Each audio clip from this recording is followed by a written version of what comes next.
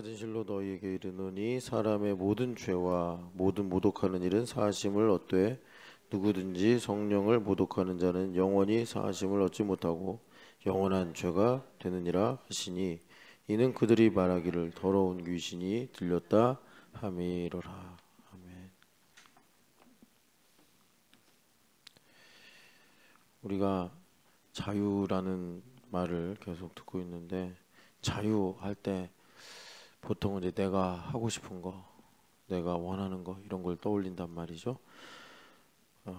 뭐 하나님의 어떤 본성에 관한 것들일수록 우리가 죄를 짓고 나서 왜곡, 오염 뭐 이런 것들이 심합니다. 그래서 사랑만큼 내 거라고 주장하는 게 없죠. 원래 사랑은 완전히 뭐 다른 것들도 그렇겠지만 다 하나님 건데도 불구하고 사람들이 사랑은 내 거다. 그래서 뭐 내 자식, 내 새끼 뭐 이런 거 그렇죠. 돈을 사랑하는 사람은 돈에 이제 목숨을 걸고 민감하죠. 사랑은 하나님 건데 자유도 마찬가지입니다. 자유.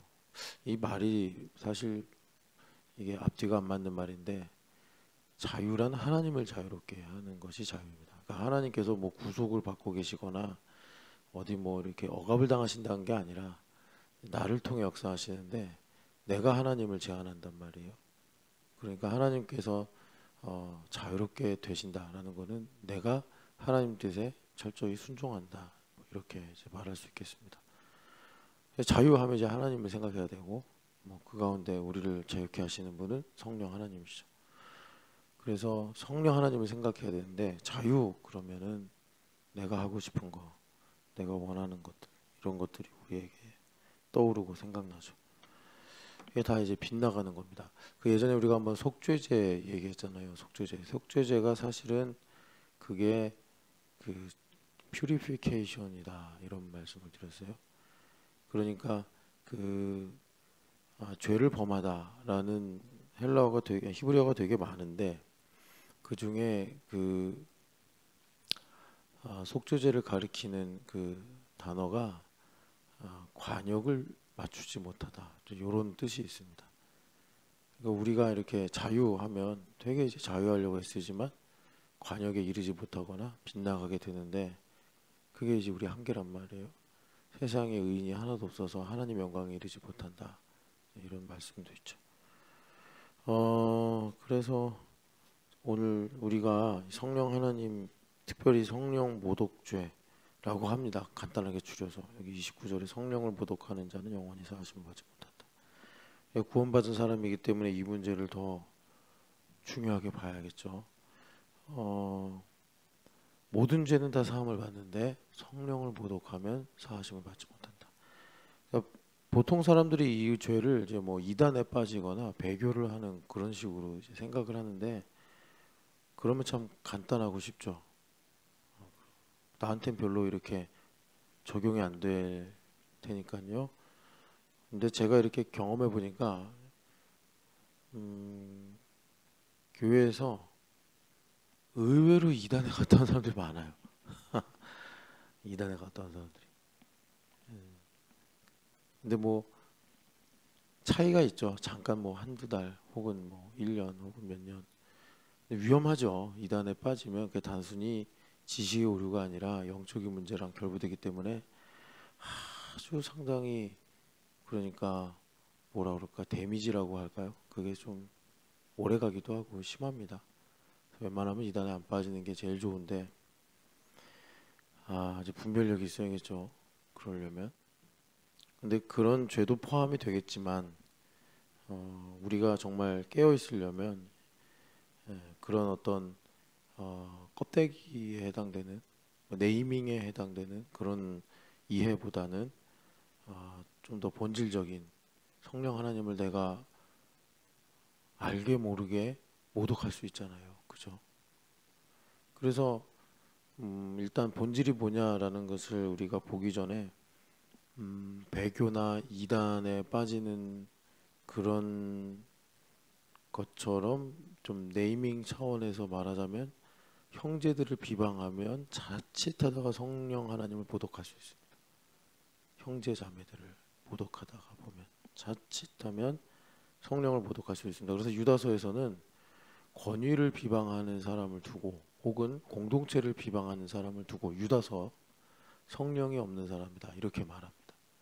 그러니까 유다 이제 예수님의 동생이죠. 야고보의 동생이기도 하고 이 유다 이분에 의하면 성령 하나님이 그 안에 계신데 어떻게 공동체나 권위자를 비방할 수 있냐 이렇게 이분은 믿는 거죠. 근데 이분의 믿음이 성경에 쓰였으니까 이거는 공교회 모두에게 적용되는 거죠. 1세기부터 예수님 오실 때까지.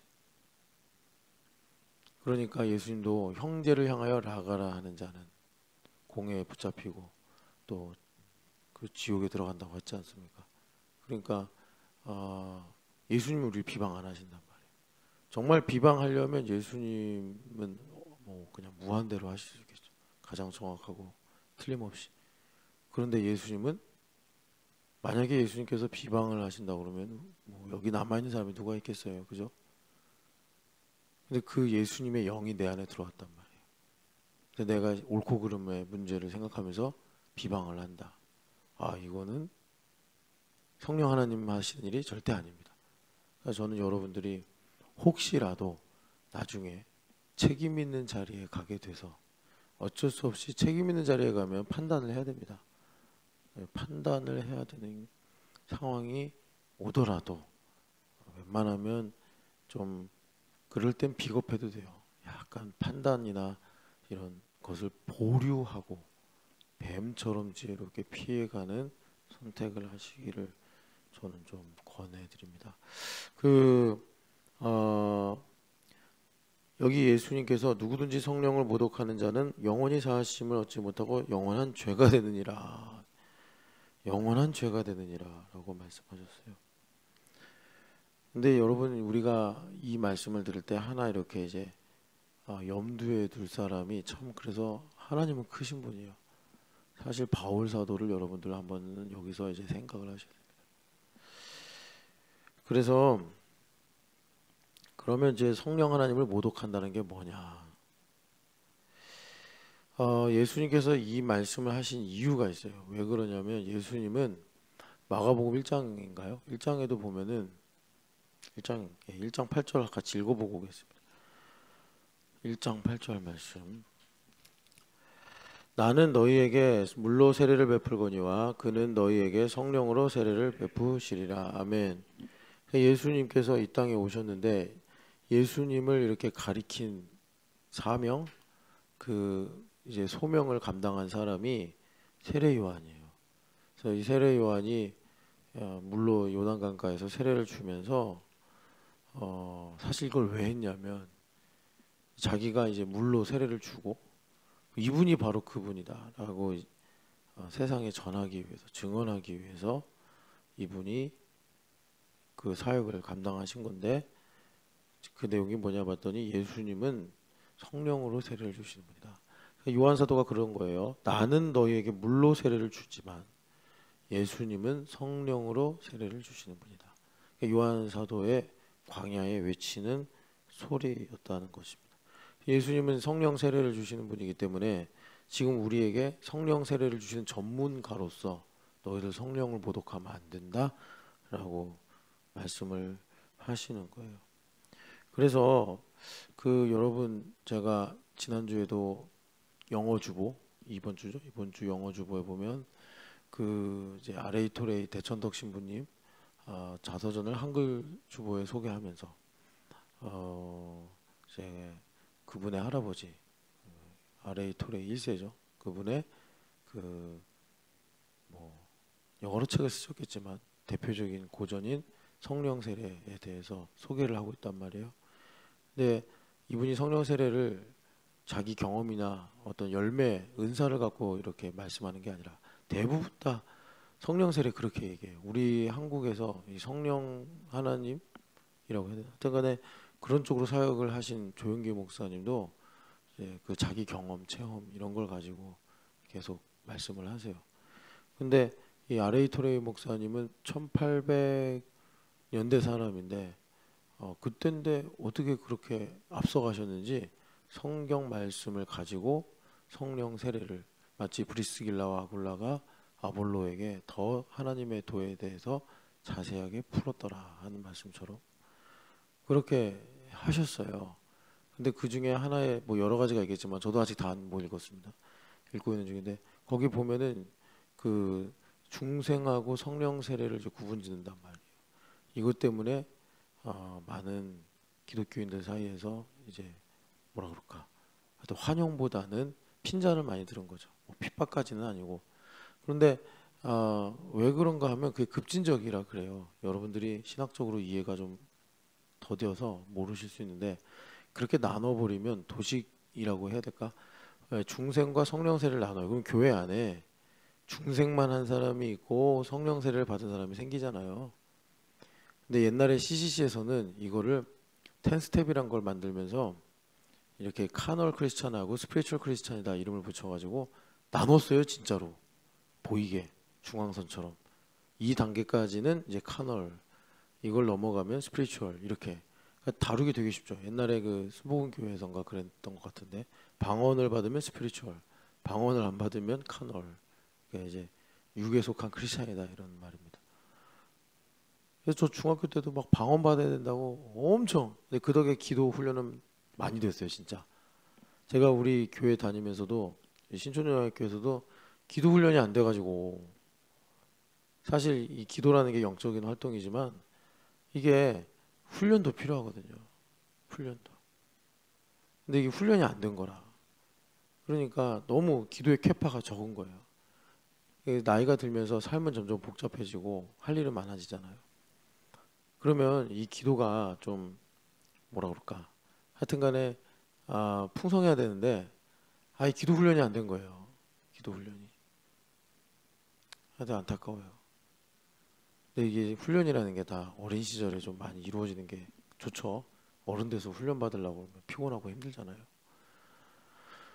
하여튼 그 방언을 받으면 스피리추얼이고 안 받으면 카널이다 뭐 이런 식으로. 근데 유혹이 항상 있어요. 그런 게 어느 공동체든지 좀 이렇게 생명력 있고 또 성령님의 역사가 있으면 그러고 싶은 유혹이, 교회됨 40일 10번 찍으면 이제 스피리추얼, 10번 아래는 카널, 이렇게 하면은 너무 선명하잖아요. 그러면 이제 10번 안 해본 사람들 와 10번 해야 돼, 이렇게까지 얘기하면 좀 너무한가 싶은데, 옛날에 그 제가 섬기던 교회, 저는 여러분 한번, 그게 지금도 있는지 모르겠는데 거기 옛날에 그 40일 그 특세 같은 게 있었어요. 그래서 동판에다 이름을 새겨가지고 촤, 명예의 전당 같이. 거기에 제 이름 없습니다. 저는 그런 걸 되게 싫어했거든요. 그래가지고 저는 거기에 부목사인데도 없어요. 옛날에 간사했을 때도 없었고, 이제 신청 자체 안 했어요. 예. 그러니까 그런 게 이제 유혹이에요. 뭐 그냥 그걸 교육적으로 사용한다 해도 뭐 아주 틀린 건 아닌데 별로 이렇게 하나님 영광에 적극적이지는 않습니다. 생명책에 기록이 되면 되죠, 그죠? 생명책 거기 기록이 되는데 생명책에 기록이 안 되면 어떡할 거야? 웃을 일이 아닌데. 여러분 하여튼간에 깨어 계시기를 바랍니다. 그 여하튼간에 그렇습니다. 그래서 이 성령 세례를 그 아레이 토레이 목사님이 책에서 중생과 성령 세례를 나누는 바람에 되게 많이, 그러니까 불편한 이 삶을 자초했는데 사실 그게 정답이고, 그거는 하나님만 아세요. 니고데모에게 말씀하신 것처럼 하나님만 아시고, 그리고 또 믿음의 문제고, 그래서 여러분 어제 말씀드린 대로 거듭난 사람은 성령 세례를 희구한다, 열망한다, 그렇습니다. 그러니까 성령 그 세례를 거듭났는데 난 성령 세례 안 받았대 이런 사람 없습니다. 살아있는데 밥을 먹잖아요. 밥을 먹기 때문에 살아있는 건 아니지만, 그러니까 중생을 해서 생명을 얻은 사람은 그 생명력에 뭔가 끌림인지는 모르겠는데 하여튼 그런 것으로 인해서 성령 세례를 갈망합니다. 그래서 결국 이제 주님을 가까이 하는 영적인 삶, 신령한 자의 삶, 장성한 자의 삶을 살게 되는 거예요. 자, 그래서 예수님께서 자기를 가리켜서 나는 성령 세례를 주는 사람이다 이렇게 말씀했어요. 성령 세례를 주러 왔다. 그래서 여러분 한 가지 좀 여기서 정리를 하면 좋은 게 뭐냐면 그 세 가지가 이렇게 사실 트리니티처럼 하나가 되는데 그게 뭐냐면 지금 우리가 성령 세례 말씀 듣고 있잖아요. 근데 여러분 이 성령 세례는요 따져보시면 아시겠지만 제자들한테만 말씀하시지 무리한테는 얘기 안 하죠. 제가 성경 요즘에 제자도에 대해서 많은 기도와 점검 또는 이제 의심, 뭐 제자도가 맞냐 이런 의심이 아니라 내가 바르게 하고 있냐 이런 의심 많이 하고 있는데 놀라운 건요 12제자 중에 이제 가룟유다 빼고 마띠아를 넣어서 12제자 중에 아무도 병을 고침받거나 기적을 체험한 사람이 없어요. 저는 이게 되게 지금 상당히 센세이셔널한 발견입니다. 예수님 병 많이 고쳐줬잖아요. 그 병 고친 사람들 중엔 제자가 안 세워졌다는 거예요. 야, 여러분 이거 어떻게 이해해야 될까요? 예수님께서 많은 병자를 고쳤는데 그 중에 뭐 따르겠다고 막 보선발로 나온 사람도 있고, 근데 그들 중에 예수님 제자 아무도 안 세웠어요. 그건 참 신기하죠. 그리고 여러분 하나만 더 말씀드릴까요? 새로운 사실을 발견한 것 중에 제자들은요 이제 어부도 있고 또 뭐 나다니엘처럼 공부쟁이도 있고 또 누구죠? 뭐 마태처럼 이제 세리로 공무원으로 이제 살던 사람도 있고 뭐 또 독립투사도 있었잖아요. 열심당 그 사람 이름이 뭐였더라? 까먹었네. 하여튼간에 그 여러 제자들 출신들이 있는데 근데 이제 어부들이 대표적이죠. 아무래도 갈릴리에서 지금 사역하시다 보니까 이렇게 이제 뭐 도마도 그런지 모르겠는데 하여튼 나중에 보면은 고기 잡으러 간다 그러니까 같이 가고 그래서 그 대표적인 그 현상이 배와 그물을 버렸다는 겁니다. 뭐 마태는 이제 사표 내고 따랐다 뭐 이렇게 해야 되겠고 나다니엘은 이제 공부방 버리고 예수님 신나게 따라다녔다 뭐 이렇게 이제 볼 수 있겠는데 여하튼 그 제자들의 이렇게 어떤 그 공통 분모가 배와 그물을 버렸다 이렇게 말할 수 있어요. 배와 그물을 버렸다 상징적인 의미로. 그러니까 제자가 되려면 배와 그물이 있어야 돼. 배와 그물이 이거 무슨 말인지 아세요? 배와 그물이 있어야지 제자가 된다는 게 아니라 배와 그물을 가지고 있어서 버릴 게 있어야 된다.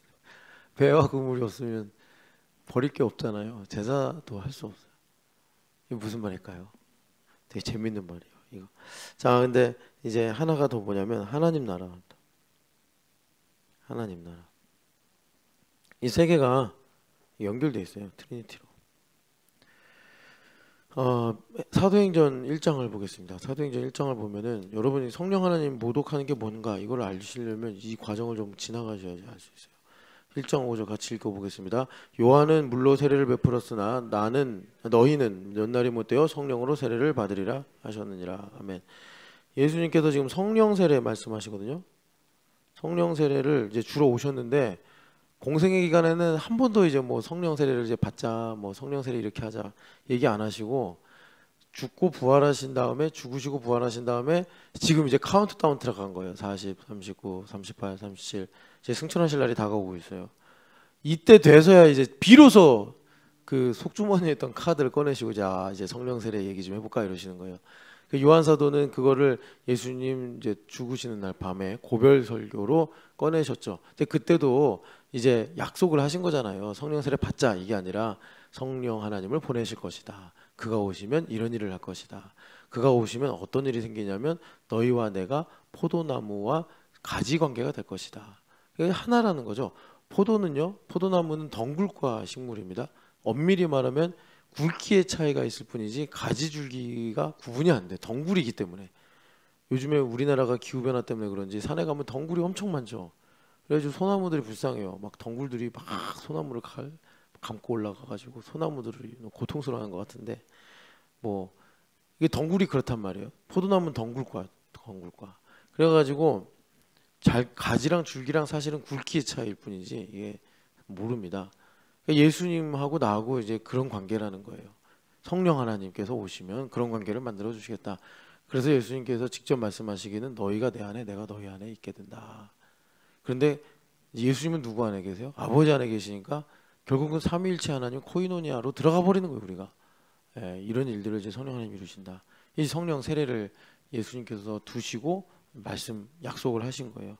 그런데 이제는 예수님께서 부활하신 다음에 이제 승천할 일을 앞에 두시고 이제 성령 세례 받자 이 얘기를 하시는 거예요. 누구한테요? 제자들한테만. 그래서 12, 120 이렇게 연결되는 거예요. 12명에게 말씀하시고 120명 기도하고. 여러분 12광주리, 12진주문, 12지파 여러분 다 이거 다 천국을 가리키는 거 아시죠? 하나님 나라. 그래서 제자 돕는 하나님 나라 운동이고 이거는 성령 세례 운동이에요. 성령 세례를 받으면 어떻게 되죠? 성령의 열매, 사희화, 오자양, 충원절 이거 맺게 된다. 예수님의 인격이 나타나게 되는 것입니다. 그래서 예수님께서 너희들이 이제 성령을 받으리라 비로소 말씀을 하신다라는 거예요. 그래서 그 위에 4절을 보면은 아버지께서 약속하신 것을 기다리라. 어디서요? 예루살렘 떠나지 말고. 자, 근데 되게 재밌는 게 뭐냐면 예수님께서 자 예루살렘 떠나지 마. 그리고 기다려 이랬어요. 그런데 우리가 익히 아는 바는 뭐죠? 이제 예수님께서 승천하시고 열흘 후가 이제 오순절 77절이잖아요. 77절 오순절. 그러니까 그때 하나님께서 동판이 아니라 돌판에다가 십계명을 새겨서 주신 날이란 말이에요. 오순절. 그런데 그 열흘간 예수님 이제 40일 만에 승천하셨으니까 딱 열흘 남았단 말이에요. 열흘간 제자들 뭐 했죠? 그냥 예루살렘에 있으면서 기다리기만 했나요? 아니죠. 여러분 그 아래 14절 읽어보겠습니다. 여자들과 예수의 어머니 마리아와 예수의 아우들과 더불어 마음을 같이하여 오로지 기도에 힘쓰더라. 아멘. 120명이 모여서 이제 예수님 안 믿던 동생들도 다 와가지고 우리 형님이 메시아시구나 하면서 이제 뭐 했어요? 기도했다는 거예요. 예수님 기도하라고 안 했죠. 예수님 기도하라고 안 하고 약속하신 것을 주실 거야. 예루살렘 떠나지 말고 기다려 이랬는데 기다리면 되잖아요. 그러면 제자들은 기도했단 말이에요. 그러면 이 사이에 뭐가 있는 거지? 예수님하고 제자들 사이에 공감대가 있는 거예요. 여러분 이거 사실 좀 지금 성령 세례라는 주제랑은 좀 떨어진 얘기인데 커먼 센스, 뭐 컨센서스 이런 게 있었던 거예요. 공감대가 있었던 겁니다. 공감대. 그게 뭘까요? 이걸 알아야 되는데. 그러니까 그게 뭐냐면 기도입니다. 기도. 그러니까 믿음입니다. 믿음. 여기 되게 중요한 이유가 뭐냐면 여러분 우리가 얼마 전에 이렇게 순종을 많이 강조해서 들었는데 왜 이렇게 순종이 중요하냐? 예수님 성경에서도 그러지만 왜 이렇게 순종을 강조하냐? 뭐 예수님은 아예 그냥 처음부터 끝까지 순종으로만 사셨어요. 예수님한테는 우리랑 다른 것이 예수님과 우리와의 차이가 뭐냐면 예수님은 순종을 안 하는 게 통증이야. 예수님한테는. 근데 우리는 순종을 하는 게 통증이에요. 이게 예수님과 우리 사이의 차이. 우리는 순종하라면 기분이 안 좋아. 안 좋아. 예수님은 순종하라면 기분이 상쾌하고 와 순종할 수 있다 막 이러시는데 그래서 예수님은 주무시는 것도 깨어나는 것도 다 순종, 심지어 죽는 것도 순종. 여러분들도 죽음이 순종으로 되시기를 축복합니다. 그런데 심지어 태어나는 것도 순종. 근데 그러니까 얼마나 우리가 하나님을 안 사랑하는지 알 수 있죠. 하나님을 사랑하면 순종이 좋아요. 근데 우리가 하나님 안 사랑하니까 순종이 싫은 거예요.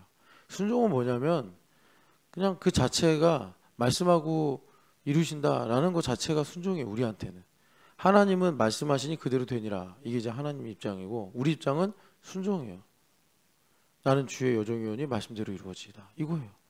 나는 주의 여종인데 나는 그거 싫고 이해도 안 되고 나는 그거 기분 나쁘니까 말씀대로 안 하리이다. 이게 우리예요. 그러니까 마리아 할머니 얼마나 대단하신지 알겠죠. 우리는 그러잖아요. 이게 다 하나님 이거 여러분 이거 정말 이제 이런 거 안 하셔야 돼요. 이게 그러니까 뭐라 그래야 되지? 신앙의 수준인데 그래도 여기 새벽 예배 나오신 분들이니까 하나님의 명령하고 교회의 일, 뭐 리더의 말, 목사의 말 구분 지으시면 안 돼요. 그것이야말로 카널 크리스찬이에요. 그것이야말로 자기는 되게 똑똑해서 아 하나님의 뜻은 이거고 뭐 리더 언니의 말은 이거고 리더 형님의 말은 이거고 하나님의 뜻은 이거고 교회의 일은 다른 거고 하나님의 뜻은 이거고 목사의 말은 다르고 그게 카놀 크리스찬이에요. 그게 꼭 그거 뭐 이제 중앙선 긋지 않아도 그거 뻔해요. 본인이 그러고 있으면 아 나는 아직 육에 속한 그리스도인이구나. 다시 한번 말씀드리면 육에 속한 그리스도인이라는 거는 죽을 때 가봐야 구원 받았는지 안 받았는지 알 수가 있다. 왜 그런 도박을 하고 사냐고. 그래서 제가 이렇게 말씀을 드려도 여기 박유민 집사님 계신데 박유민 집사님이 우리 교회 와가지고 한 1년 좀 지내다가 그 다음부터 이제 구원의 문제를 되게 심각하게 고민했거든요. 다 하나님께서 사명이 있으시니까 그렇게 다 이제 생각을 하는데 그러니까 어디까지 갔냐면 자기가 구원 받았나 안 받았나 뭐 또 그런 것들이 이제 수면 위로 올라오면 내가 신촌영학교에 맞나 궁금하면 교회 떠나려고 생각 많이 했죠. 그 얘기 좀 해주세요. 그래봐요. 박유민 목사님 한 일주일 동안 부흥할 수 있어요. 그러니까 그거 다 하나님께서 섭리를 가지고 일하시는 거예요. 근데 그때 제가 박유민 집사님한테 드린 말씀이 있어요. 목사님 저 구원받은 거 맞을까요? 왜냐하면 하나도 구원받은 느낌이 없을 테니까. 구원을 받은 사람은 자기가 구원받은 것에 대해서 의심을 한다. 구원 안 받은 사람이 의심을 안 한다. 구원을 안 받은 사람은 자기가 구원을 받았는가 통증을 안 느낀다. 그런데 구원을 받은 사람은 내가 정말 이렇게 기도를 안 하는데 구원 받았을까? 내가 이렇게 사랑이 없는데 구원 받았을까? 내가 이렇게 사희와 충온절 오자양이 없는데 내가 구원 받았을까? 내 입만 열면 이렇게 비방하고 부정적인 얘기를 하는데 구원 받았을까? 이렇게 내가 스스로를 진단하게 되더라라는 겁니다. 사실 스스로가 아니라 성령 하나님께서 그렇게 가르쳐 주시는 거죠. 그래서 이 순종이 그렇게 중요한 겁니다. 순종이 사실 이제 살아있다라는 증거인데 여러분 그래서 그건 좀 넘어가셔야 된다. 신촌연합교회 교회됨 교회인데 이게 무슨 말이냐면 교회와 하늘나라는 하나다 이렇게 보셔야 돼요. 그래서 여러분들이 좀 어떻게 들으시고서 뭐 좀 속상하시거나 충격적이었는지 모르겠는데 여러분들이 속한 교회를 다니는데 하나도 천국의 기쁨과 희락과 똑같은 말이죠. 희락과 평안과 뭐 이렇게 환희와 이런 게 없으면 일단 이제 하늘나라와 교회의 차이는 뭐냐면 하늘나라는 진리고 교회는 진리가 아니에요. 진리성을 갖고 있겠지. 진리성. 그러니까 맞는 교회 심지어 캐톨릭까지 가도 돼요. 캐톨릭은 매주 나오라고는 안 하니까 고해성사만 잘 하시고 가셔서 또 이랬다가 또 장로교회에서 오라고 하는지 모르겠네. 하여튼 여러분 주님께서 우리의 이런 속성과 기질을 다 아시고 얼마나 다양한 교회들을 만드셨는지 몰라요. 이단만 가지 마시고. 그래서 여러분 정말 교회와 하나님 나라는 하나예요. 생명으로 볼 때는. 그래서 정말 교회 잘 다니셔야 됩니다. 잘 다니셔야 돼. 그런데 여러분들이 그래서 이제 적용을 해서 나 신천하나님께 다니는데 기쁨이 없네. 그럼 이제 다른 교회 갈까? 이런 생각할 수 있잖아요. 뭐 이제 이렇게까지 얘기했는데 제가 갑자기 또 가라고 해놓고서 가지 마 이런 것 같아가지고 그런데 원래 안에서 새는 바가지 바깥에서 셉니다. 그 세상 속담 틀린 거 없더라고. 그러니까 어떤 목사님이 그랬대잖아요. 성도가 와서 자기 이제 그 목사님 교회를 찾아온 거예요. 어떻게 오셨습니까? 그랬더니 제가 세상에서 가장 완벽한 교회를 찾고 있었습니다. 그러세요? 그래서 드디어 찾았습니다. 그래서 이 교회 등록하려고 합니다. 그랬더니 그 목사님이 당신이 등록하는 바람에 우리 교회는 이제 완벽하지 않은 교회가 됐다고. 무슨 말인지 알죠?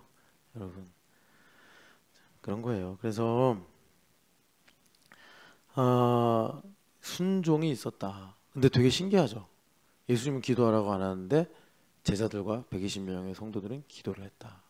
이게 어떻게 순종이에요? 예수님께서 기도하라고 하신 말씀이 없는데 그게 이제 믿음으로 연결되는 순종이다. 그게 없어가지고 우리가 여러분 한번 물어볼게요. 가브리엘 천사가 말하면 잘 들을 거예요? 제가 말하면 잘 들을 거예요?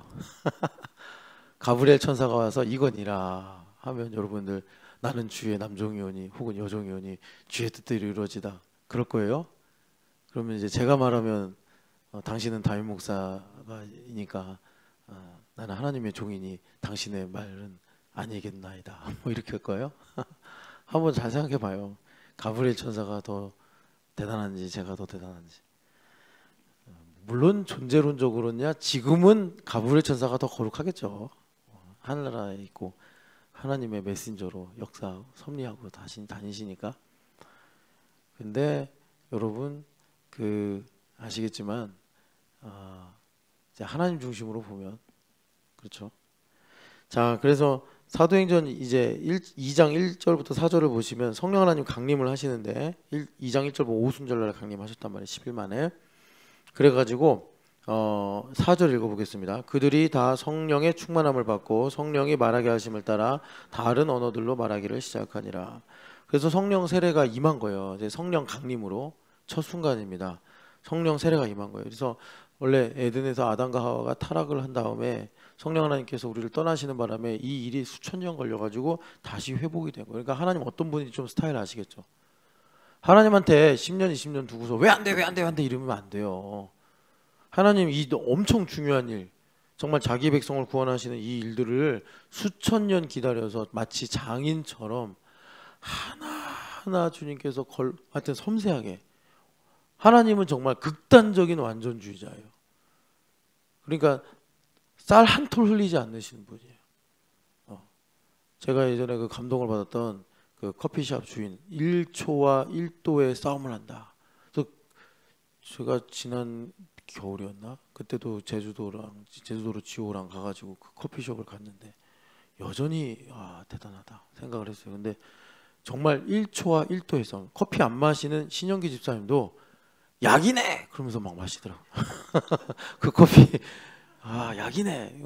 신 집사님 절대 녹차도 안 마시는 분인데 그때 커피를 드시더라고요.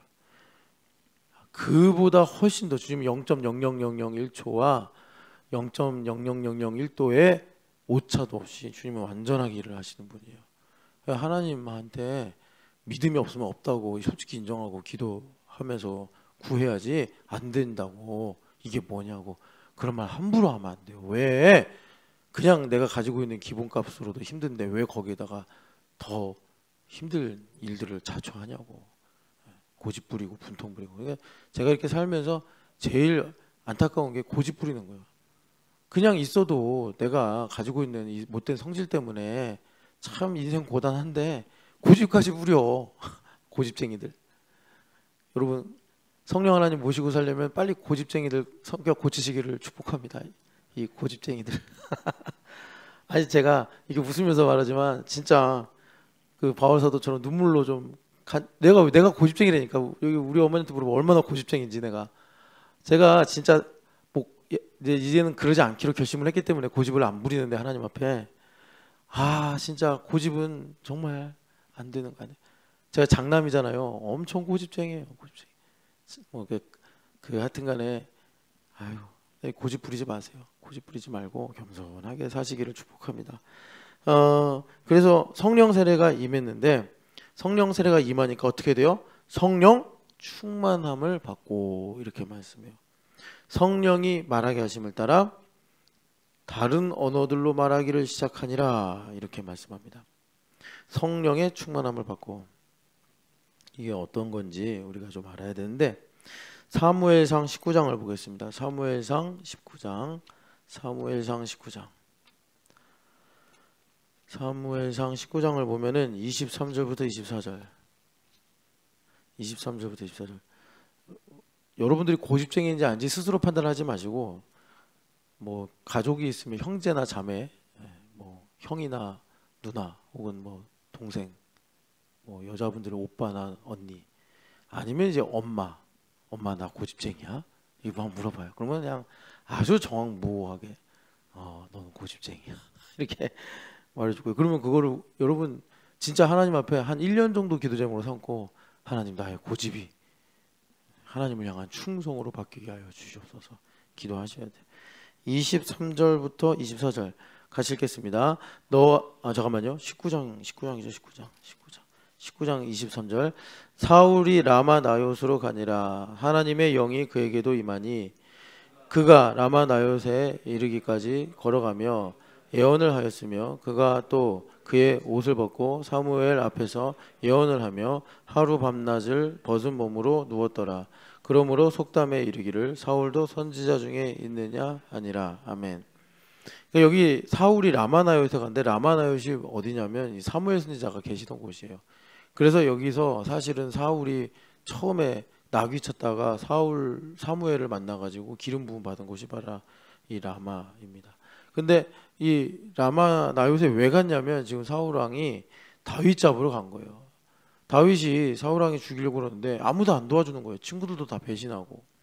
그러니까 여러분도 아시겠지만 아히멜렉 제사장한테 잠깐 들렸다가 갔는데 그쪽에서도 다 몰살당했다 이런 소식이 들리니 얼마나 무서웠겠어요. 그래서 결국은 이 사무엘이 있는 라마로 갔는데, 아니 사울이 그러면 사실 사무엘 하면은 언터처블이잖아요 사울한테는. 아니 그런데 이 사울이 정신이 없는 거예요. 그래서 사무엘이 있는데도 잡으러 죽이러 간다고 지금 막 가는 거예요. 그럴 때 사무엘이 무슨 뭐 군대가 있습니까? 이미 은퇴하신 사사인데. 그러니까 사무엘 선지자가 선지자들을 모으는 거예요. 자기가 가르치던 선지자 학생들을 모아가지고. 그래서 3번이나 군대를 보냈어요. 왕이니까 자기가 직접 안 가잖아요. 전령이라고 해가지고 보냈는데 이 사람들이 그 선지자들 무리에 들어가자마자 접촉법에 의해서 예언을 하기 시작하네. 그래가지고 뭐 싸우지도 못하고 전달도 못하고 그냥 막 이렇게 예언하다 돌아오는 거예요. 그러니까 사울 왕이 기가 막히기도 하고 그래서 자기가 간 거예요. 자기가. 근데 또 그러네. 이게 지금 우리한테 성령 세례와 성령 충만이 뭔지를 보여주는 건데, 사울 왕은 잠깐 일시적으로 그런 거기 때문에 성령 세례는 아니에요. 성령 세례는 뭐냐면 예전에 부정과거라고 한번 말씀드렸죠. 그러니까 부정과거라는 게 뭐냐면 영원한 진리를 말하는 건데, 우리가 성령 세례를 받으면 영원한 진리가 돼서 성령 하나님 절대 안 떠나십니다. 그러니까 성령 세례를 받은 사람들은 예수님 믿다가 뭐 믿음을 잃어버리거나 그런 경우가 없어요. 성령 하나님을 소멸할 수는 있어요. 우리가 인격적 존재이기 때문에. 그런데 성령 충만을 받은 사람이, 성령 세례를 받은 사람이 그게 취소되는 경우는 없어요. 그래서 이 부분이 참 중요합니다. 그냥 지옥 가는 거, 천국 가는 거는 제외하고 이 땅에서 삶만 놓고 보자고. 이 땅에서의 삶. 뭐 여러분들 지옥 천국 내가 보니까 별로 안 믿는 것 같아. 지옥 천국을 정말 믿으면 열심히 나가서 전도하는데 전도 안 하는 거 보면 잘 안 믿어. 근데 보면은 이 땅에서 삶 갖고 계속 고민하잖아요 우리가. 그래서 제가 지금 눈높이를 낮춰서 하늘의 상급보다 이 땅에서 어떻게 하면 잘 사냐 이거 갖고 지금 여러분들하고 논하고 있는 건데, 그러니까 무슨 말이냐면 이 땅에서 잘 살려면 여러분 성령 하나님하고 좋은 관계를 맺어야 돼요. 하나님하고 좋은 관계를 맺어야지. 왜냐하면 우린 인침을 받아서 구원받는 사람이기 때문에. 그런데 내가 성령 하나님하고 관계가 안 좋아. 계속 길을 선택하면 계속 틀린 길을 가는 거야. 그러니까 여러분 이 땅의 삶이 고달픈 거예요. 만족이 없고 고달파. 그리고 하나님은 구원하기로 작정하시잖아요. 무서워요 하나님. 그래서 제가 제발 부탁이, 저는 정말 눈으로도 봤고 제 인생의 경험으로 여러 차례 내가 경험을 했기 때문에 하나님은 정말 여러분 이렇게 우리를 구원하실 때 이제 주님께서 그 우리에게 믿음을 주시려고, 믿음을 우리에게 주시려면 겸손해져야 되잖아요. 그럼 겸손케 하는 제일 좋은 방법은 성숙하지 않은 인간한테는 말로 하지 않으시고 고난으로 하신단 말이에요. 그런 부분에서 하나님 자비가 없습니다. 무슨 말인지 아세요? 겸손케 하시기 위해서 고난을 주셔야 돼. 그러니까 여러분 우리가 믿음의 문제에 있어서 정성적인 것하고 정량적인 것을 구분지으면 안 됩니다. 어떤 사람은 정성적인 것을 되게 중요하게 생각해. 그래서 정량적인 것을 되게 무시해. 하루에 얼마를 기도하며 내가 어떻게 신앙생활을 구체적으로 하는가, 이것은 되게 무시하고 나 은혜로 구원받았어, 사랑의 하나님이야, 이 생각만 하는데 그거는 하나님을 잘 몰라서 그러는 거예요. 그러니까 하나님께서 정말 자비의 하나님이심인데 무자비하게 나타나실 때가 언제냐면 나를 구원하시기 위해서 나를 믿음을 주셔야겠는데, 아니 이 녀석이 겸손하질 않네. 그러니까 하나님께서 겸손케 하시려면 어떻게 해야 되겠다고요? 고난을 주셔야 돼. 말로 안 되면 어떻게 할 수밖에 없어. 고난을 주셔야 돼. 그 부분에서 하나님은 정말 자비가 없어요. 그러니까 사실 어떻게 보면 역설적인 자비죠. 뭐 그런 게 이런 것도 있습니다. 꼭 구원의 문제가 아니라 사명을 이루어야 되는데 이 녀석이 못 알아듣네. 그래서 어떻게 했어요? 욥한테 하나님께서 그냥 눈 한번 질끈 감으시니까 어떻게 돼요?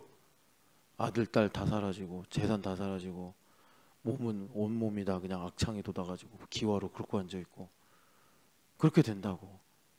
그러니까 하나님은 우리를 구원하시는 문제와 자기가 영광을 받으시는 문제에 대해서는 no mercy. 주님은 자비가 없으세요. 사실 그게 자비예요. 그게 자비라고. 그러니까 우리가 이런 부분에서 그래 여러분 고집은 하나님께 충성할 때만 써야지 그거를 그냥 내 생각을 관철시키려고 할 때 쓰다가는 정말 그냥 2대 맞고 끝날 거 10대 맞고 10대 맞고 끝날 거 한 3, 40대 맞고 이런단 말이에요. 여러분 고집 아무 데나 쓰면 안 됩니다. 누구한테 써야 되나 잘 쓰고 보셔야 돼요. 그래서 여기 보면은 사울 왕이 잡으러 갔는데 하나님의 영이 임하니까 어떻게 됐대요? 그냥 자기 생각 다 사라지고 누워가지고 하루 종일 예언만 하다 왔대. 이게 성령 충만이에요. 여러분들이 하루 종일 누워있다 이게 아니라 내가 막 화가 났는데 성령 충만하면 화가 안 나네. 막 찬양이 나와. 예. 뭐 여러분들이 예언의 은사를 받으면 예언을 하겠죠. 말씀이 막 나오겠죠.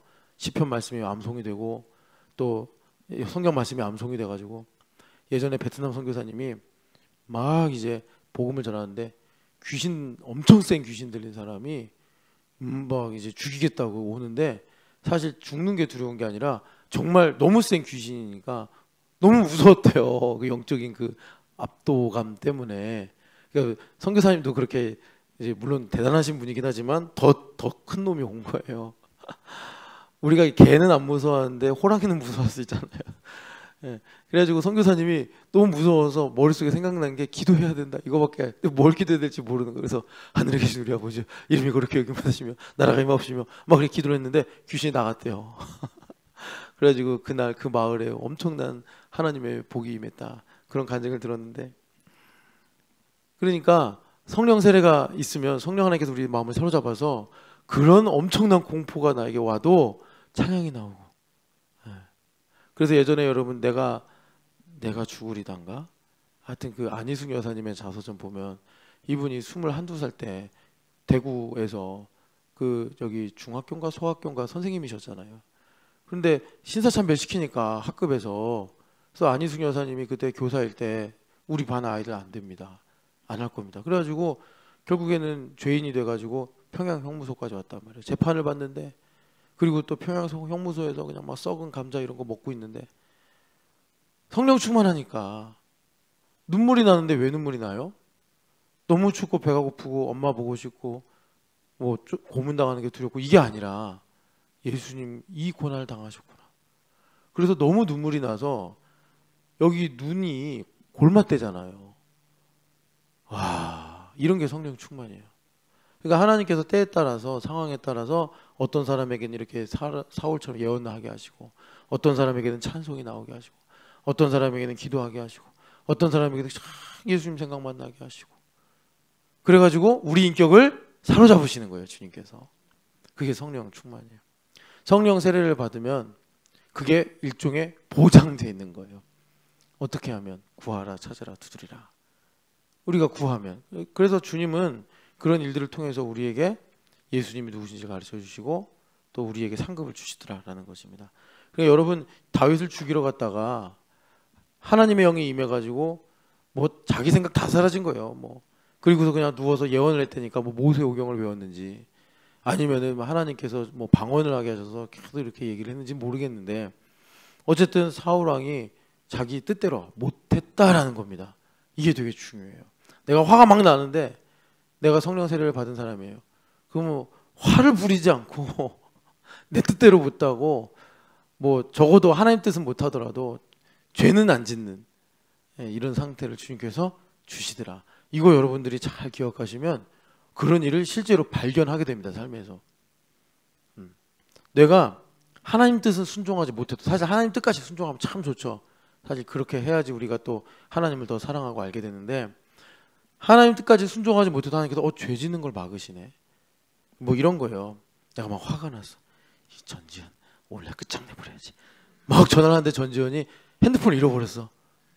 그래가지고 그 사이에 내가 화가 식어버렸네. 나중에 제정신이 돌아와 보니까 내가 미쳤어. 내가 전전하고 잘못해서 통화만 했으면 싸울 뻔했네. 아이고 주님 감사합니다. 이런 것도 일종의 성령 충만이에요. 뭐 이거 갖고서 목사 이상한 얘기한다 할지 모르겠는데 성경은 성경이고 삶은 또 성경 말씀이 녹아들어서 우리 삶에 이루어지는 거 아닙니까? 뭐 이럴 수도 있어요. 중학생 고등학생이 돼서 찬현이 같은 애가 막 게임을 하고 싶은데 컴퓨터가 망가져. 뭐 인터넷도 집에 안 돼. 게임을 못해. 이것도 성령 충만한 거예요.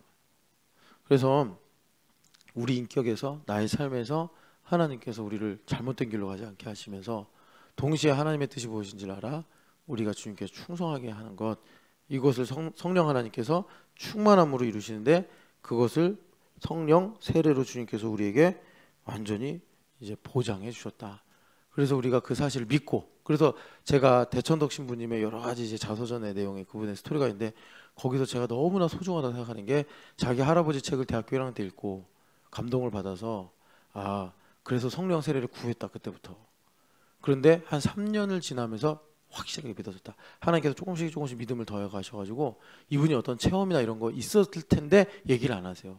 얘기를 안 하시고 내가 믿어졌다. 그러니까 믿어진다는 거는 깨달아지기도 하고 체험도 하고 또 자기가 고백도 하고 그러면서 확실히 3년 만에 나는 성령 세례를 받은 사람이구나 라는 것을 자기 인격으로 이제 믿어지게 됐다. 이제 이렇게 말씀하시더라고요. 그러니까 말씀이 쌓이면서 하나님께서 이분에게 개인적인 은혜를 주셔가지고 자기가 이제 성령 세례, 성령 하나님께서 나의 생각과 마음을 사로잡는다라는 것을 알게 됐다. 이게 참 중요하단 말이죠. 누구 책을 읽고요? 할아버지 책. 그 할아버지 책이 뭐예요? 성령 세례가 뭐냐를 아굴라와 브리스길라처럼 하나님의 도로 자세히 풀어 쓴 게 그 책이에요. 그러니까 사실 R.A. 토레이 목사님이 썼다고도 할 수 없어. 그냥 성경 말씀에 있는 걸 정리했을 뿐이야. 원저자는 하나님이신데 그걸 요약 레포트처럼 쓰신 게 그 책이란 말이죠. 그 책이 참 그래서 성령 세례를 소개하는 책으로 참 좋다라고 생각을 하는데, 자 사도행전 19장 2절 말씀 보겠습니다. 사도행전 19장 2절 같이 읽겠습니다. 이르되 너희가 믿을 때 성령을 받았느냐? 이르되 아니라 우리는 성령을 계심도 듣지 못하였노라. 아멘. 여기 제자들이 정말 성령의 성자도 못 들어봤겠냐? 그건 아닐 거고, 그러니까 무슨 말이냐면 성령 하나님 우리 안에 내주하신다라는 내용에 대해서 이분들이 이제 배우질 못했다라는 것입니다. 그러니까 지금 19장 2절 말씀 우리에게 뭘 전해주는 거죠? 너희들 믿었냐? 성령 세례 받아야 돼. 이걸 말씀하시는 거예요. 믿었는데, 그러니까 거듭났는데 성령 세례 안 받아도 되는 게 아니라 거듭난 사람은 반드시 예수님께서 약속하신 바 성령 세례를 받아야 된다. 그래서 여기서 이제 우리가 주목하는 게 뭐냐면 6절 보면 같이 읽겠습니다. 바울이 그들에게 안수하며 성령이 그들에게 임하심으로 방언도 하고 예언도 하니. 아멘. 그러니까 여기 보면은 바울이 안수하는데 그 안수하기 직전에 5절에 주 예수의 이름으로 세례를 받았습니다. 그러니까 흔히 교회에서 말하는 물 세례를 받은 거예요. 그래서 예원아 너 내년에 입교해야 된다. 그거 기억하고 하나님께 성령 세례에 대한 믿음을 주세요. 이렇게 기도하라고. 그러니까 여기 보면은 주 예수의 이름으로 세례를 받으니 그 일로 성령 세례가 임했다. 마태복음에 보면은 예수님께서 승천하시면서 모든 민족으로 제자를 삼아 아버지와 아들과 성령의 이름으로 세례를 주고, 그러니까 삼위일체 하나님의 이름으로 세례를 주는데 그 중에 대표성이 십계명은 하나님 아버지가 대표성이었다면 이 성령 세례와 관련해서는 대표성이 예수님이에요. 예수님. 그래서 뭐라고 그러냐면 아버지께로부터 받아 보좌 우편에 계신 예수님께서 우리에게 성령을 부어 주시느니라. 그래서 아버지께로부터 받아 예수님께서 성령을 하나님 부어 주시니까 여기서 풀네임으로 말하면 하늘 아버지와 그의 아들 예수 그리스도와 성령 하나님의 이름으로 세례를 주노라 해야 되는데 성경은 대표성으로 쓰이니까 주 예수의 이름으로 세례를 받은 거예요. 이 12명이 물세례를 받은 거예요. 그러니까 어떻게 된 거예요? 성령 세례가 그들에게 임하게 되었다 말씀하는 겁니다. 제가 지금 여러분들에게 무슨 말씀을 드리는 거냐면 지금 예원이한테 예원아 너 이제 내년이면 만 14살 될 거 아니야. 그러면 너 이제 성령 세례가 아니라 입교해야 돼. 입교는 뭐냐면 유아 세례를 했는데 유아 세례는 예원이 믿음으로 한 게 아니라 부모님 믿음으로 한 거잖아요. 그러니까 예원이랑 사실 엄밀하게 말하면 관련이 없다고.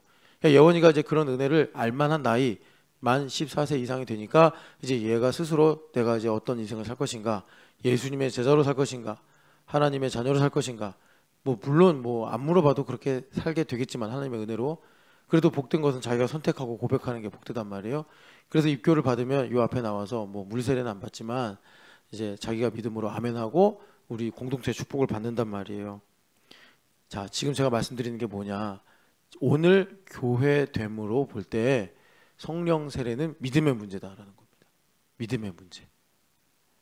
아까 대천덕 신부님이 믿어졌다 그러잖아요. 그러면 이분이 대학교 1학년 때부터 3학년 때까지 이 시간이 오기 전에 부모님 선교사님이시고 그래가지고 뭐 저기 중국에서 계시고 미국에서 공부하고 평양신학교 평양에서 공부하고 했던 이런 모든 일들이 성령 세례 없이 된 거냐? 아니죠.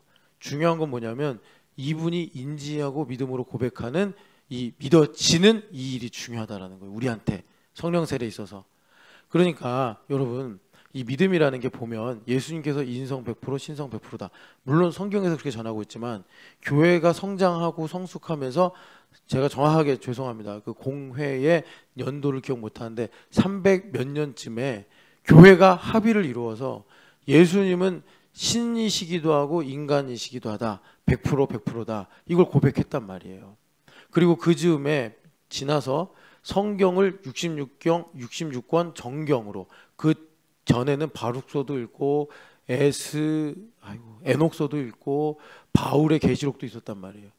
그런 것들을 다 외경으로 나눠버리고 그거는 무오하지 않다 이렇게 말하면서 무오한 66권의 성경이 정경이다. 다 교회가 성숙을 하면서 믿음으로 고백한 거예요. 개인에게 있어도 마찬가지입니다. 내가 어머니 뱃속에서 아니면은 뭐 주일학교 다니면서 성령 세례를 받았을지 몰라요. 교회됨으로 보면.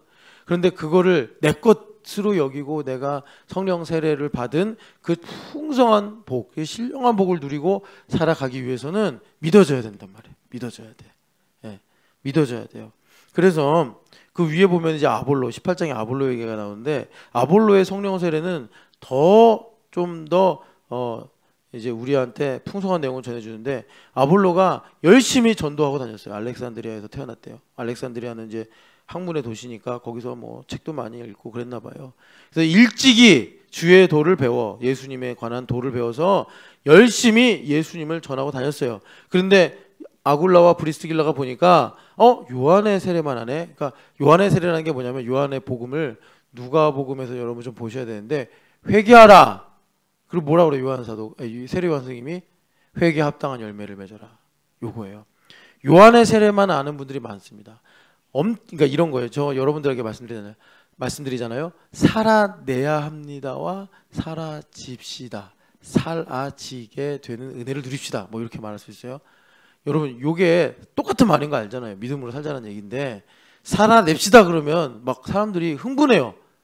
살아내야지! 막 이러면서. 근데 사라지게 하시는 은혜를 누립시다 그러면 힘이 쭉 빠져. 이게 하나님 중심과 사람 중심의 차이예요. 인간은 어떻게든 뭔가 자기에게 자극이 되면 막 반응이 금방금방 일어나고 설득도 잘 되고 이해도 잘 돼요. 제가 지금 막 설교하는데 발음이 안 정확하죠. 제가 잇몸이 많이 부어서 그래요. 기도 좀 많이 부탁드립니다. 근데 여기 보면은 그러니까 무슨 말이냐면 그 여러분 요한의 세례만 안다 그건 살아내기 위해서 신앙생활하는 거예요. 그러니까 맨날 견디고 버티고 이러고 사는 거예요. 요한의 세례만 아는 거예요. 그래서 성령 세례를 알면 살아지게 하시는 은혜를 누리는 거예요. 그러니까 이 삶의 차이는 물론 둘 다 구원은 받는다는 전제를 보면 너무나 차이가 커요. 너무나 차이가 커요. 여러분 성령 세례를 사모하시기를 축복합니다.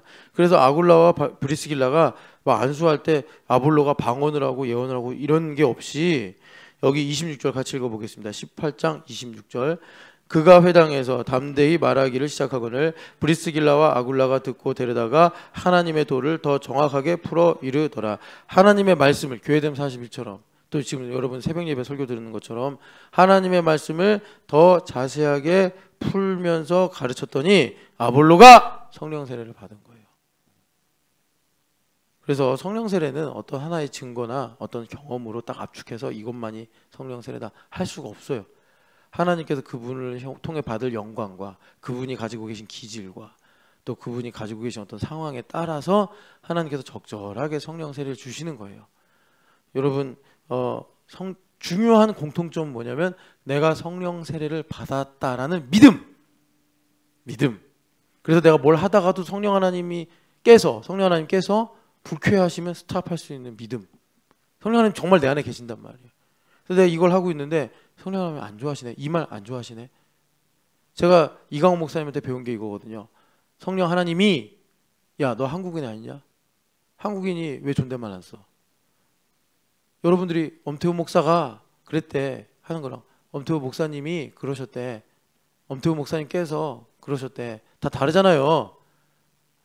그러니까 한국인은 이거 어감의 차이를 안단 말이에요. 내가 성령이 와, 성령 하나님이 와, 성령 하나님께서 다르단 말이에요. 성령 하나님 내 안에 계신 걸 우리가 정말 믿고 내가 어떤 일 때문에 낙심이 되고 이러다가 그런데 내 안에 계신 성령 하나님 무슨 죄야. 죄도 없으신 성령 하나님 나 때문에 근심하시면 안 되잖아. 돌이키는 거예요. 여러분 성령 하나님 우리 안에 계심을 믿으시기를 축복합니다. 그래서 성령 하나님께서 우리 안에 계셔서 우리가 이제 우리가 있는 정황은 이 아볼로하고 여기 에베소랑 좀 이렇게 같이 겸해서 보면 좋을 것 같아요. 왜냐하면 지식 사회에다가 또 세속 사회이기 때문에 지금 바울이 성경을 이후에 이제 두란노 가서 열심히 강론하시는데 그 제자들한테 그러니까 제자들 삼으신 거잖아요. 12명 예수님처럼 우연인지 모르겠지만 하나님 섭리겠죠. 12명 에베소에서 제자를 세우셨단 말이에요.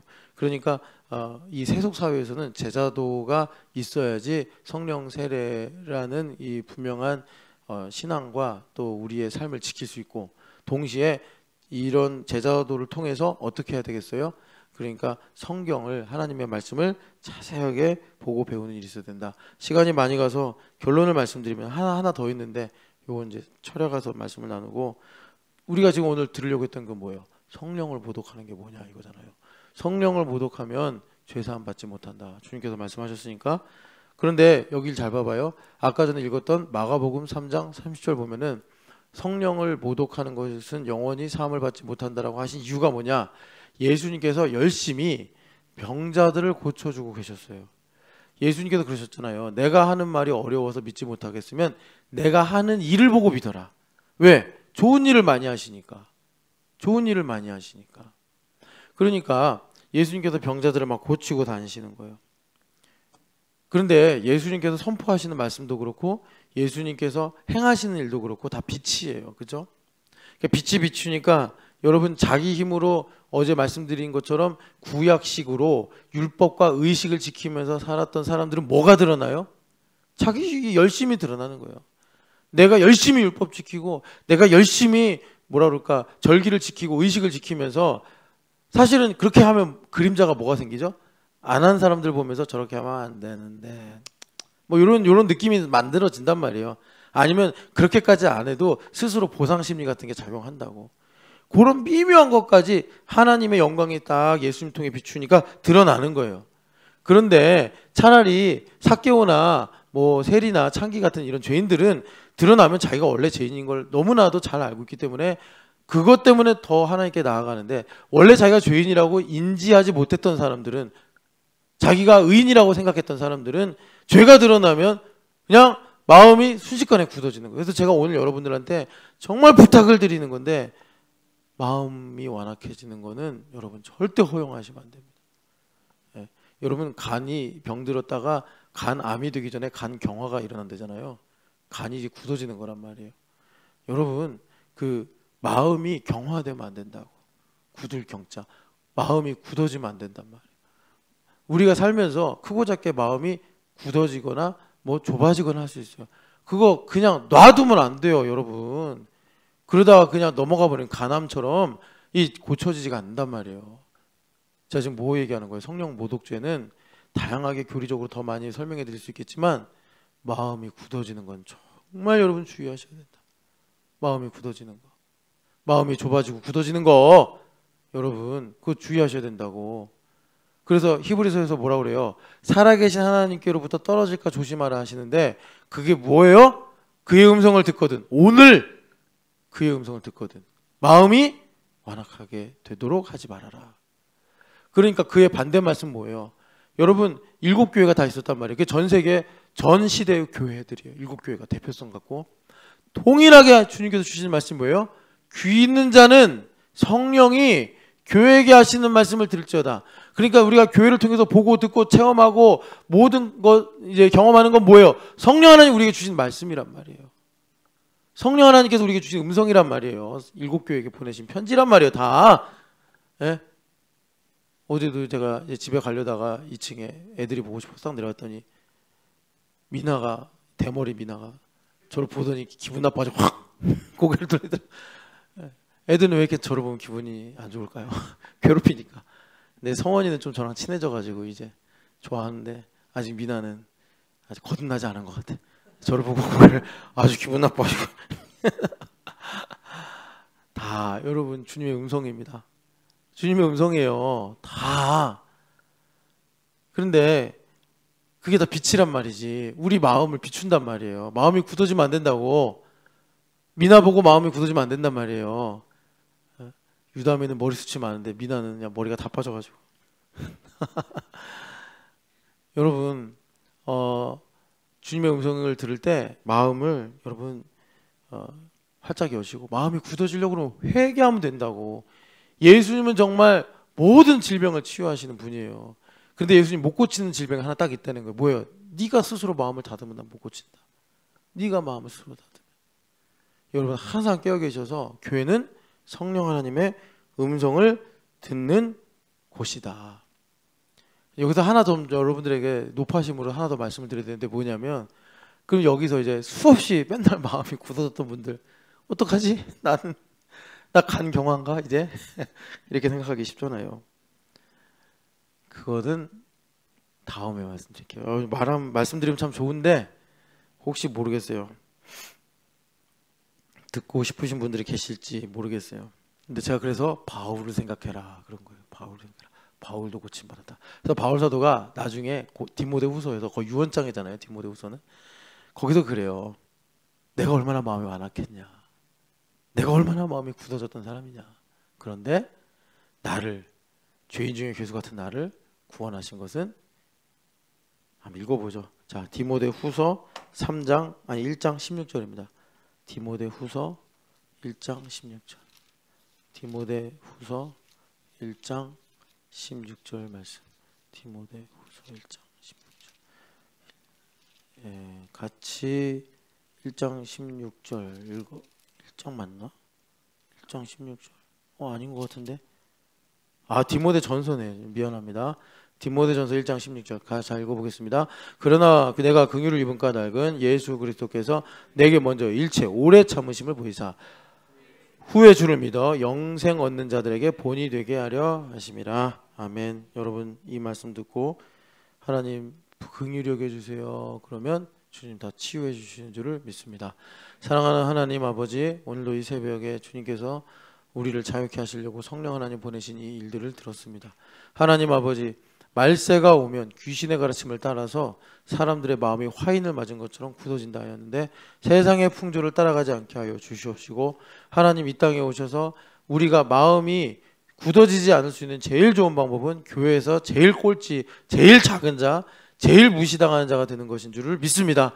하나님 아버지, 우리가 정말 인격적으로 무시당하는 것이 아니라 예수님을 정말 우리가 추구하고 예수님께 집중할 수 있는 그런 믿음을 허락하여 주시옵소서. 부활하신 예수님의 이름으로 기도합니다. 아멘.